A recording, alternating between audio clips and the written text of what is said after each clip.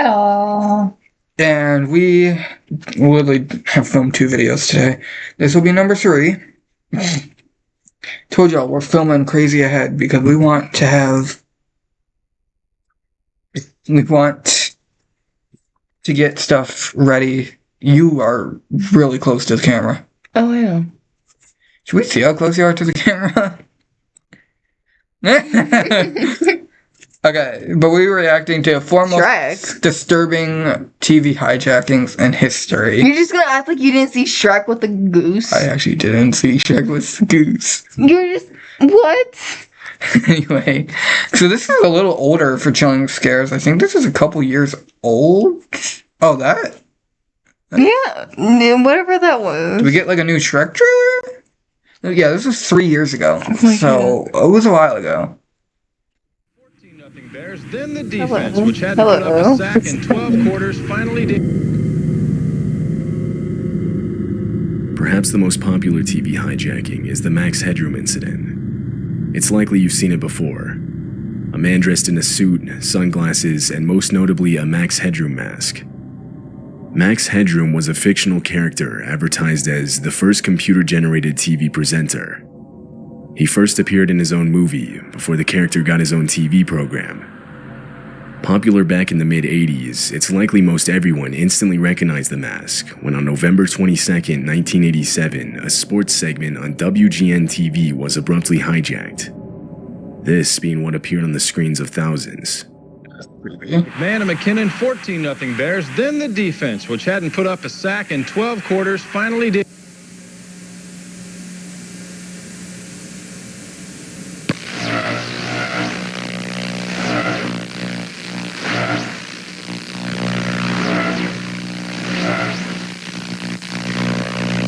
I don't care how random this could be. It's creepy. It is creepy. It is creepy knowing that somebody just hacked into a random station and put whatever they want on here. Granted, it could be worse. No, literally. We've seen what happened with the Sesame Street website, and if you don't know what happened with that, I'm not saying it on here because I generally think I'd get taken down if I did. Starts with a P. That's all you're gonna get. 4 letters.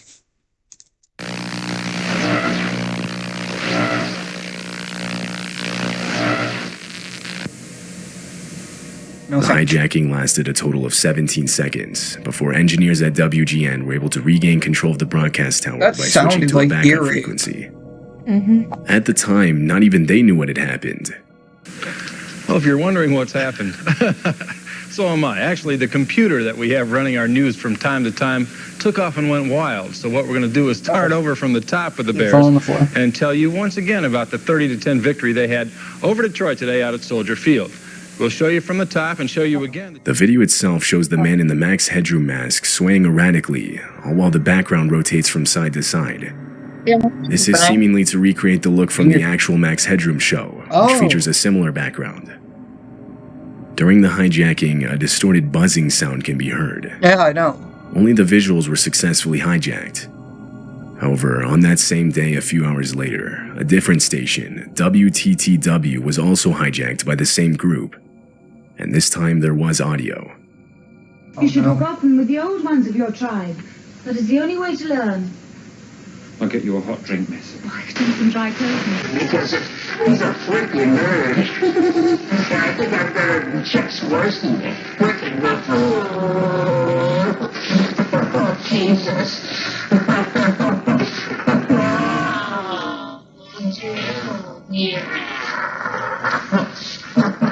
What's the way?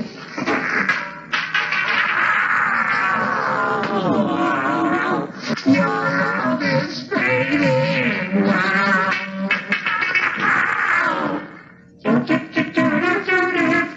That voice is creepier than the video itself. Yeah. I'd rather just watch the video. Huh? I'd rather just watch the video than never hear the voice. Yeah. This is just creepy, though. Also, I do like how they're actually showing the clip of, like, when it gets hijacked, and they're not just, like, jumping into it. They're kind of showing on the TV screen what people saw. It's just crazy how, like, that can just happen. Like, it's creepy, It's disturbing. It's not okay. It's not, and it makes me so uncomfortable, and that probably sounds so dumb. But like something like this, or as simple as like even just hearing like a weather alert go off, generally I get uncomfortable and I hate it. Like something about stupid stuff like this creeps me out to no extent. Like I get creeped out more of this than a horror movie scares me, which isn't often, but when it does, I would still be more creeped out of something like this. Probably because it's more real, obviously, but whatever. It won't let me feed my child because I accidentally hit watch the video instead of buy it.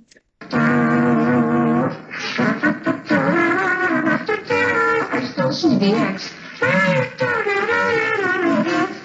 How long does this go? My files.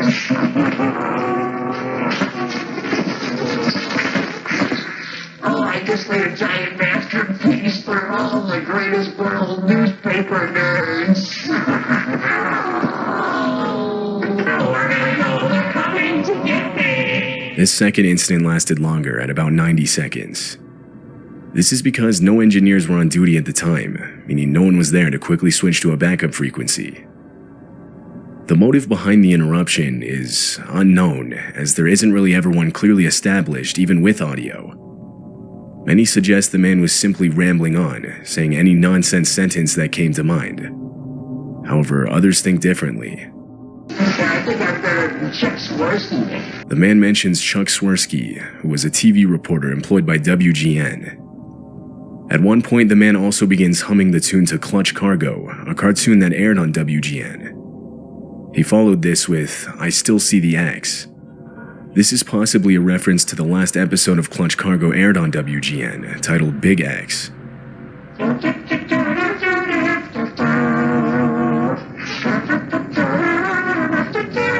still see the X. Oh, I just made a giant masterpiece for all the greatest world newspaper nerds. Additionally, the man mentions how he made a giant masterpiece for all the greatest world newspaper nerds. He likely meant World's Greatest Newspaper, or WGN, the first station that was hijacked. Perhaps he felt wronged by the station in some way, and the hijacking was deliberately created for and against WGN. Or maybe everything he said was all nonsense. Whatever the case, the FBI immediately started an investigation, confident they would be able to find whoever was responsible for the interference. But the odds, I'd say, if a guy continues to involve himself, either sporadically or continuously, it's very great that we will determine who it is. Months, years, and now even decades have passed with no sign of who's behind the Max Headroom mask. All we know for sure is what's shown in the video.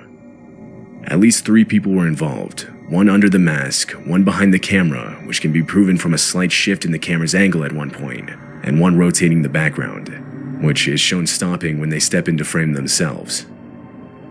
Also known is that the video was not recorded live, rather it was pre-recorded. This is proven with the visible cut in the video. To this day, it remains unknown who hijacked the 2 TV stations. No one has ever been charged.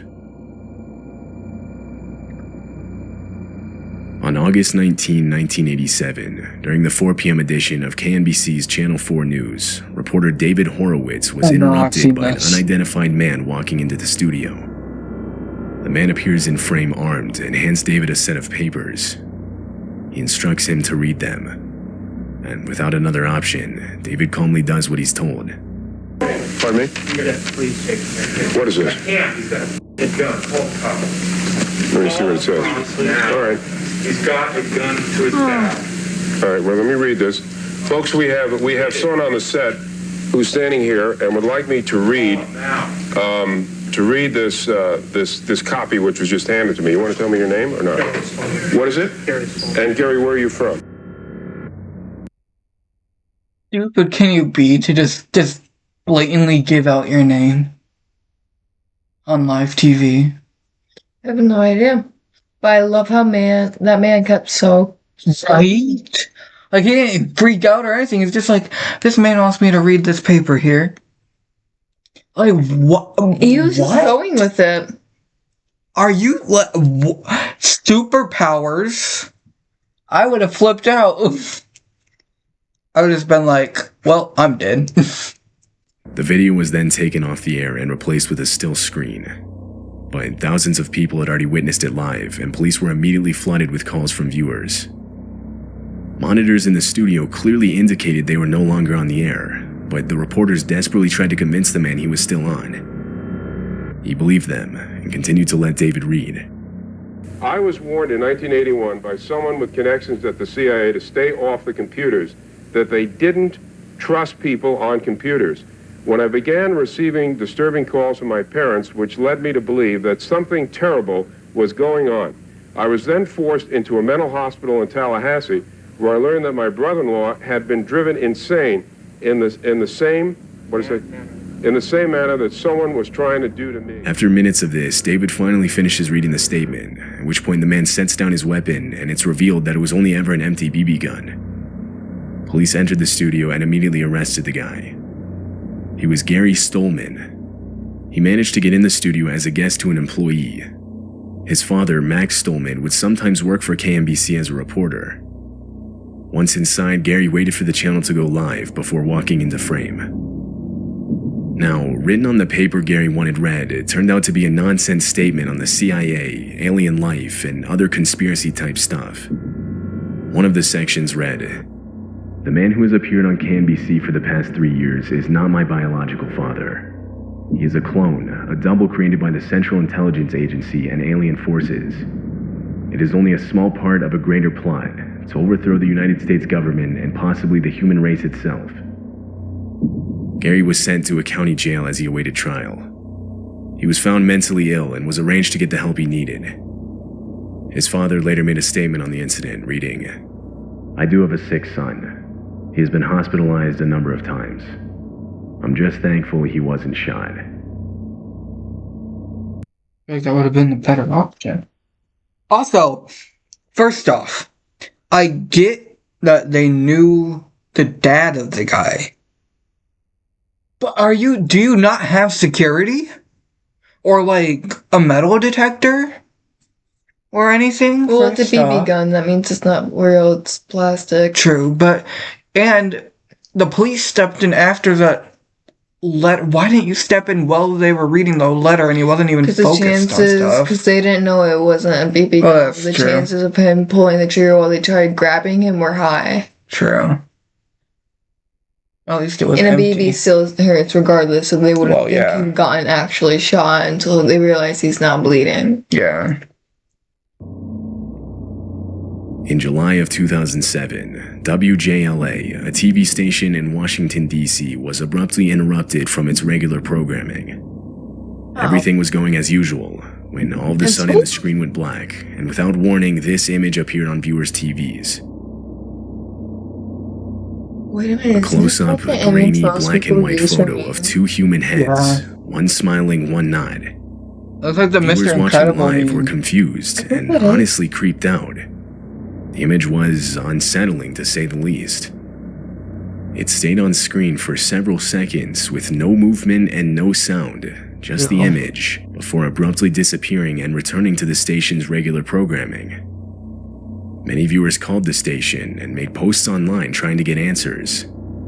In response, the cable company ended up releasing an official statement on the incident. They claimed the image was a still frame from an advertisement for the Oprah Winfrey Show that was scheduled to play later on. Basically, they reasoned that their system somehow glitched in showing the still frame. This explanation left people skeptical. Many searched but found no Oprah Winfrey advertisement showing anything resembling the still frame. It's widely believed the explanation was a cover-up for a successful hijacking of the station. Although, if this is the case, whoever's responsible for it is not identified. Viewers that had footage of the incident found that after posting them online, they were mysteriously getting taken down. There are no surviving videos left on the internet today, and so footage of the incident is now being treated as lost media.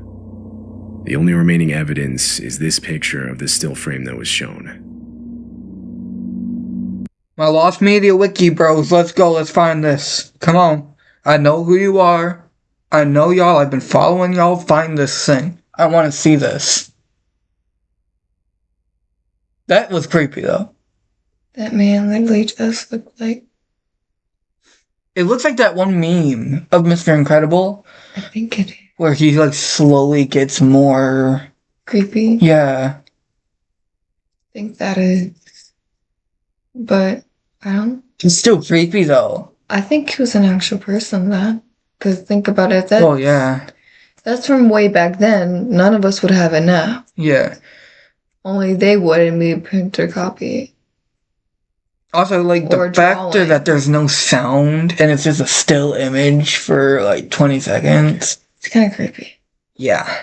I don't like it. It's January 3rd, 2007. The Australian broadcast channel Channel 7 is broadcasting a rerun of an episode of the Canadian television documentary Mayday. At one point during the documentary, the audio suddenly cuts out and is eerily replaced with constant looping of a man yelling the words, "Jesus Christ, help us all, Lord." The visuals remain unchanged. It was only the audio that was affected. One viewer witnessing this pulled out his camera and began recording the strange audio. Jesus Christ, help us all, Lord. Jesus Christ, help us all, Lord. Jesus Christ, help us all, Lord. Jesus Christ, help us all, Lord. Jesus Christ, help us all, Lord. Jesus Christ, help us all, Lord. Jesus Christ, help us all, Lord. Jesus Christ, help us all, Lord. Jesus. This would go on for over 5 minutes before returning back to the documentary's original sound. The viewer wrote, "I was channel surfing and heard this weird sound being repeated. It caught my attention as it was very odd, a bit creepy. I thought it was some kind of subliminal message, or that someone must have hacked in. I tried ringing the station for several minutes, but they never picked up." After gathering enough attention, a spokesperson for the network would make a statement. He denied the transmission being a prank or security breach, and actually claimed that the repeated line was a part of the original broadcast. He further stated that the audio actually said, "Jesus Christ, one of the Nazarenes." However, there's almost no similarity between the two phrases. People took this statement almost as a joke, considering how absurd it was. It's believed the station's audio was temporarily hijacked, and the network didn't want to admit to it. A few independent researchers began an investigation on where the original audio came from, and surprisingly, it was actually found. It turns out the audio came from the haunting video of Preston Wheeler reacting to an ambush on his convoy in Iraq.